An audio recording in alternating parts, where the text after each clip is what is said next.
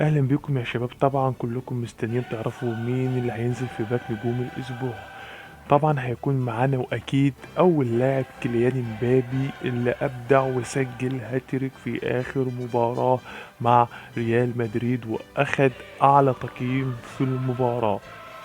تاني واحد هيكون معانا إيريك هالاند اللي أبدع وأحرز هدف عالمي وصنع هدف لفودن وأخد برضو أعلى تقييم في المباراة.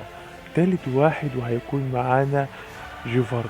جيفاردو يا جماعة أبدع أبدع أبدع في الماتش بتاع مانشستر سيتي، يعني رغم إن هو يعتبر مدافع بس ما شاء الله كان في الماتش ده حرفيا واكل دفاع تشيلسي.